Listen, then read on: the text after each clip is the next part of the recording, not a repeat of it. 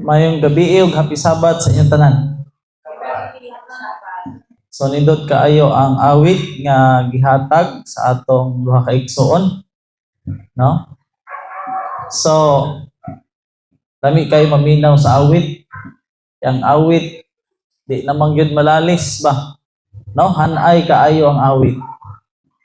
So niini nga kagabihon atong oras alas 8 atong paningkamutan na makahuman tag alas 8:30, no?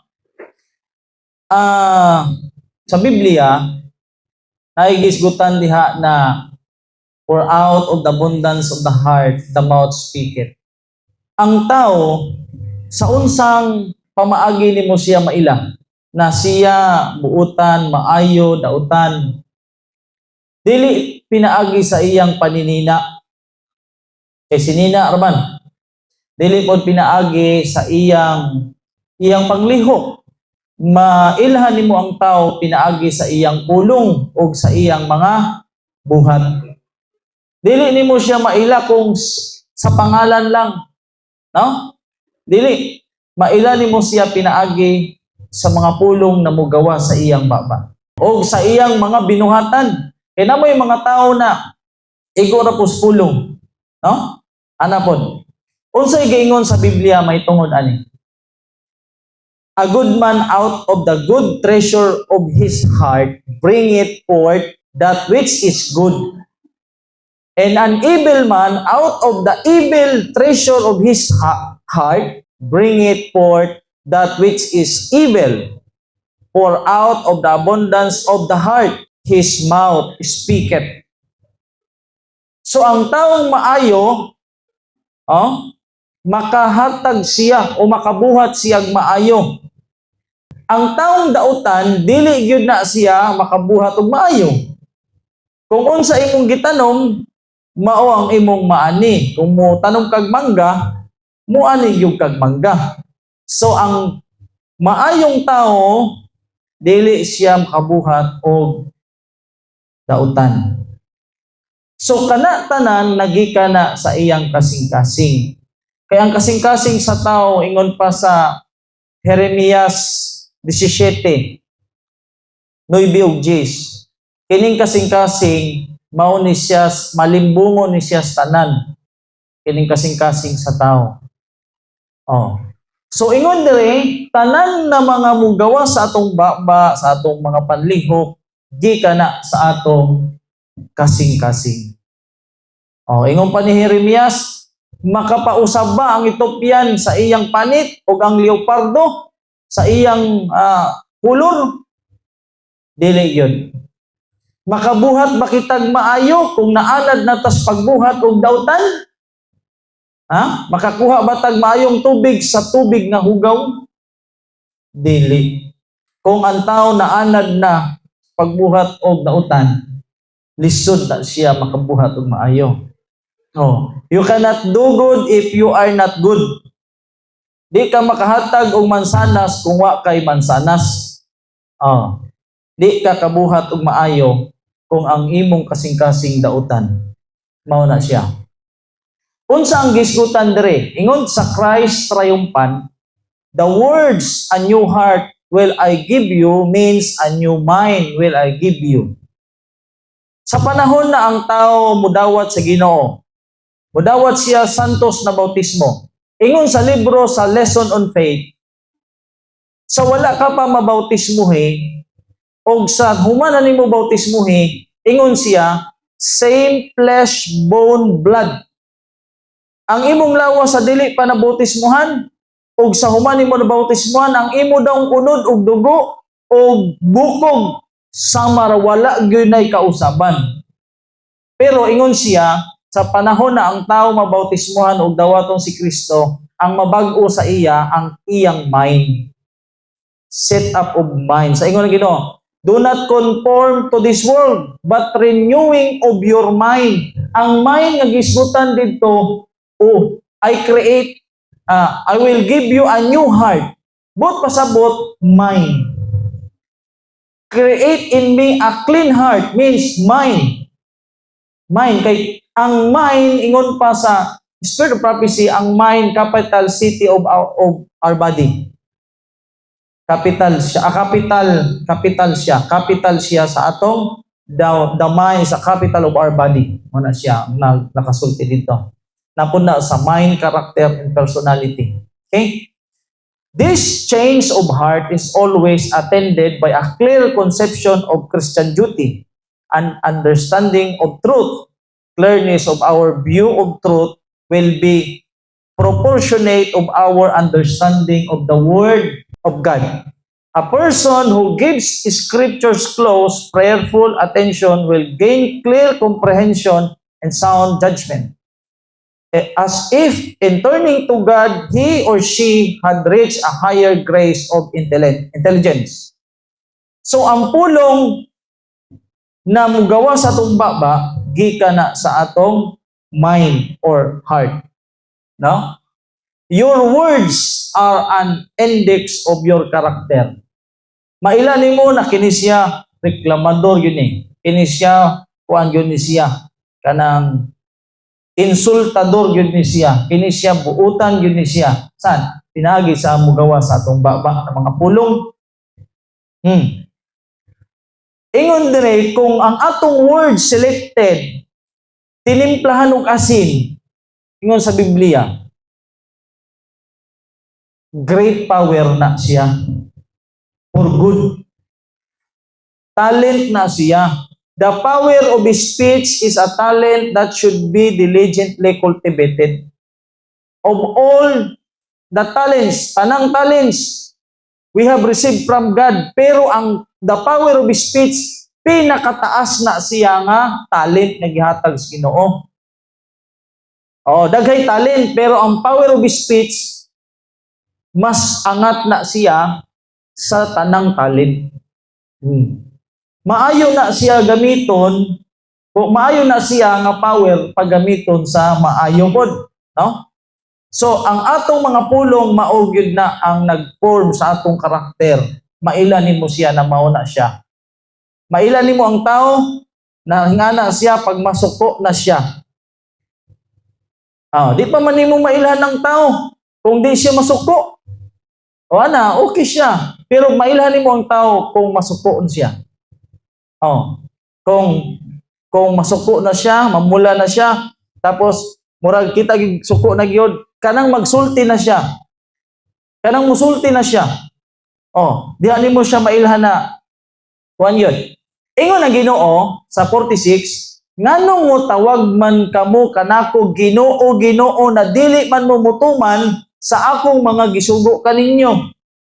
Subot pasabot, dili dahi ta pwede mo tawag og Ginoo pero di ta mutuman sa sugo sa Ginoo. Magsige tag supak-supak. Murag lain na kaayo, no? Ano siya? Nganong mo tawag man kamo kanako Ginoo, Ginoo, apan dili kamo mubuhat sa akong gisulti kaninyo o gisugo kaninyo. Mao na siya. So karon, ang Ginoo mubuhat siya as God works upon the heart by His Holy Spirit. Una siya mukuha na siya. Man must cooperate with Him. Ang Ginoo di ay kung ang atong heart good, ang Ginoo mubuhat nato. Makabuhat siya sa iyang kabubuton diri nato kung ang atong kasing-kasing maayo. Ingon diri, the thoughts must be pure. The meditations of the heart must be clean. If the words of the mouth are to be words acceptable to heaven and helpful to your associates. Unsay sulod sa atong una-una sa tibok nga adlaw? Sa tibok semana. Ingon diri kinahanglan ang atong mga hunahuna pure. Ang atong mga meditation, ang atong mga sana siya sa Tagalog mo guna pagbulay-bulay meditation ba. Pamalandong. Ang atong pagpamalandong ingon diri limpyo. Kung ang atong mga pulong sa atong baba, mga pulong nga gidawat sa langit, acceptable to heaven, makatabang sa atong mga kauban, sa atong mga kaigsuonan. Nganuman, kung ang atong unahuna dili limpyo, kung atong mga pagpamalandong dili limpyo, ang ato daing mga pulong dili dawaton sa langit o makapaluya sa atong mga kaigsuonan. Kung atong kasing-kasing dautan, tapos musulti kapag yun, di yung ka makasultig maayo. Sigurado gina. Kung ang atong kasing-kasing dautan, ayaw na lang sulti. Labi na kung suko, kay dili yung ka makasulti o maayo. Dili makatabang sa atong mga kauban, sa atong mga kaigsuonan. Kay kung ang atong kasing-kasing hugaw, negatibo, perminti ang mugawa sa atong baba.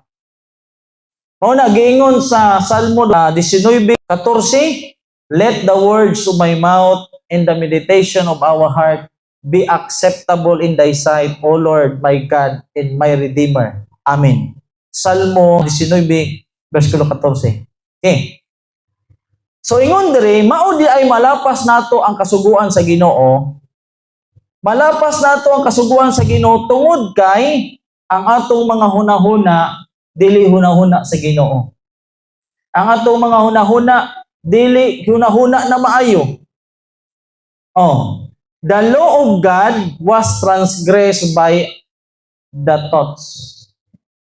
Before the evil desire was carried out in action, commission.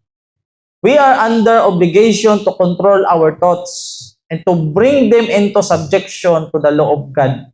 Ingon dito sa usa ka nabasahan ako na sulat. To do right, ingon dito, flesh man ta, unod-nun man ta, para makabuhat og maayo, kinahanglan buhato nato ang opposite sa atong desire. Kung unsa ang opposite, na gusto natong buhaton, buhat ang opposite.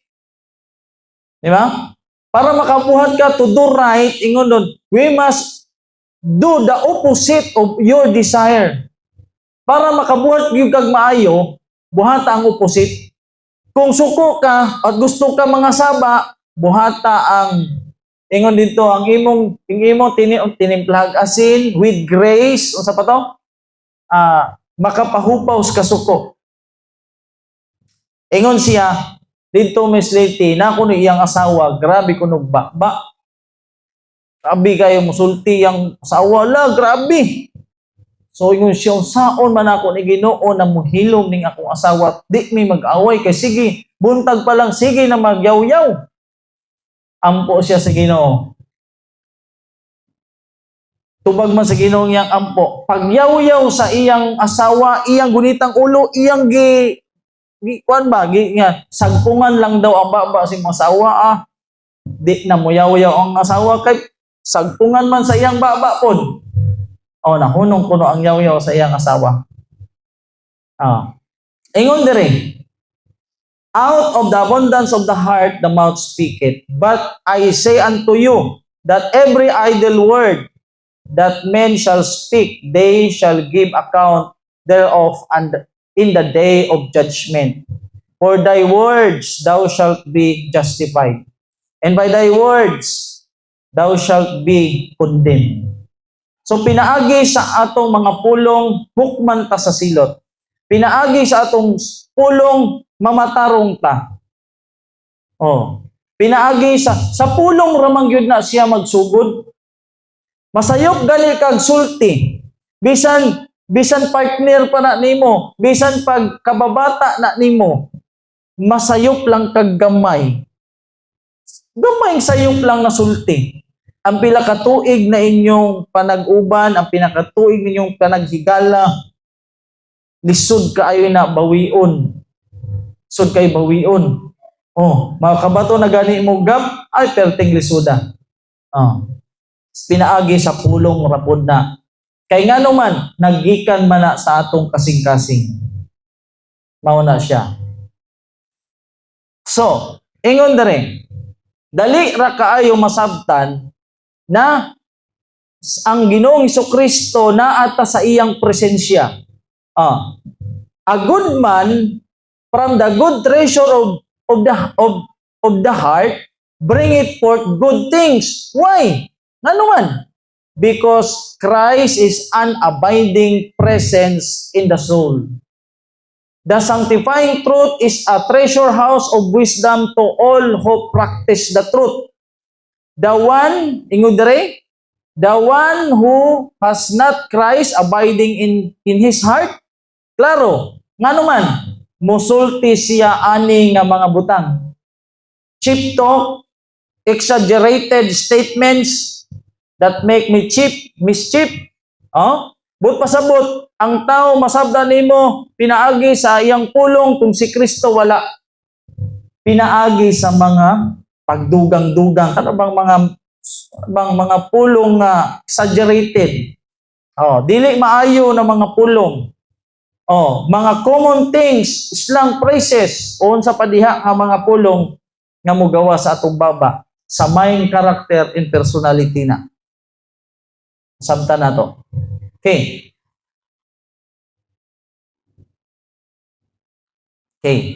Ingon dere.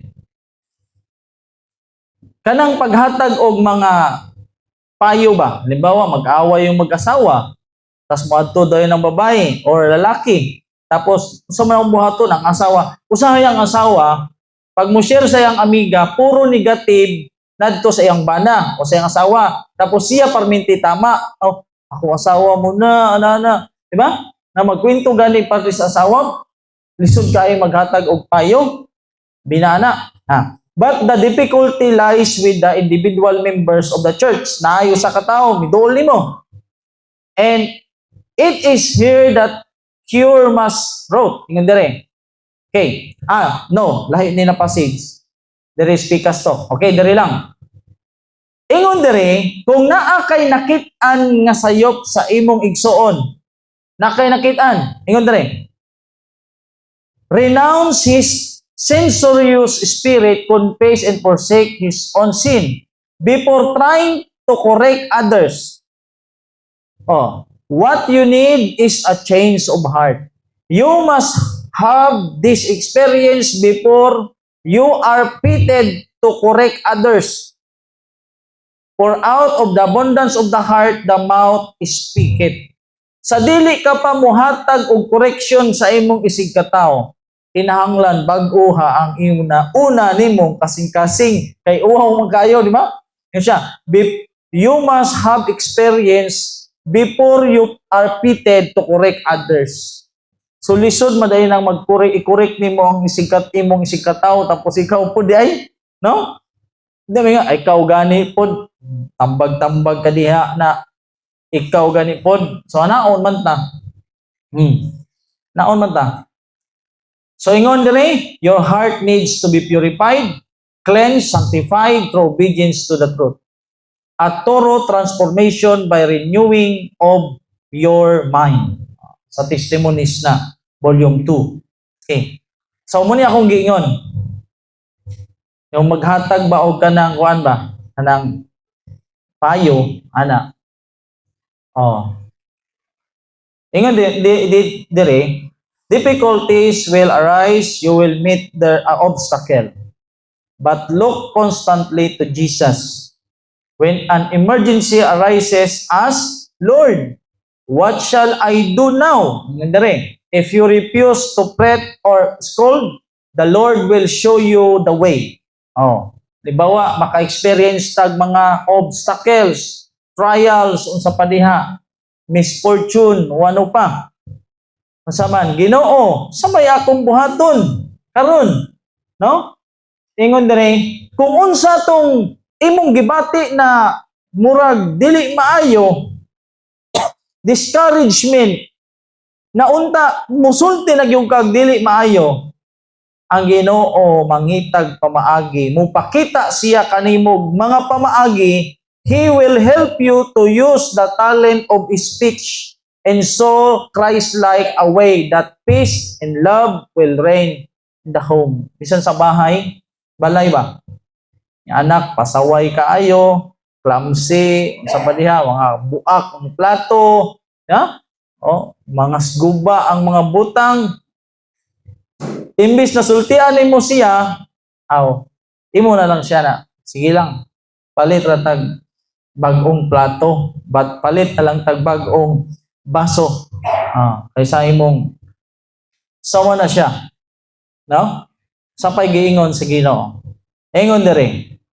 Holy Spirit fills the cleansed mind. So ang Holy Spirit mutabang din ni siya sa paglimpyo sa atong mga hunahuna. We need to be constantly filling the mind with Christ and emptying it of selfishness and sin. So mao na siya.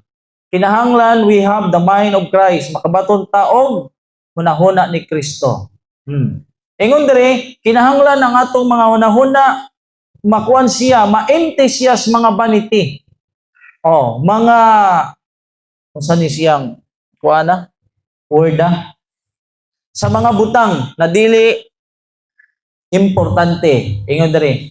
No? Ma-vacuum siya, kanang vacuum na word kuan man na. Pag-flush no, kuan ba?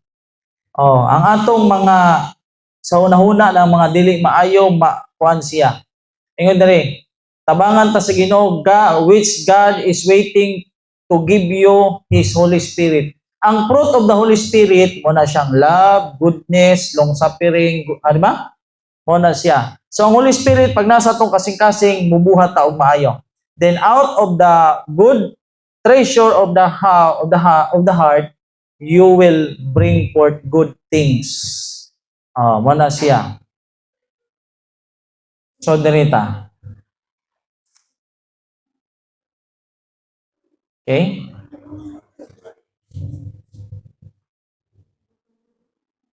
Okay. So kanang paghatag pud ni siya og tambag. Dirita, last. When this change has been wrought in you, it will be as natural for you to live to bless others as it is for the rose bush to yield its fragrant bloom, or the vine its purple clusters. We need to pray for a change of heart. So ingon diri na gamiton lagi nato ang atong mga power of speech na mahimo siyang maka-bless sa atong mga kaigsuunan o sa atong mga silingan, no? Ingon diri, we need to pray for a change of heart.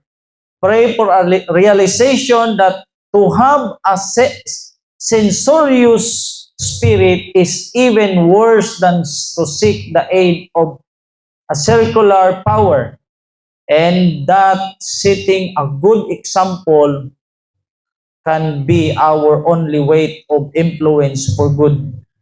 Samo na siya. Nga naman, ang pulong na mugula sa atong baba, sama na siya sa espada. Mudulot, daghan baya na nga backslide nga mga tao, no?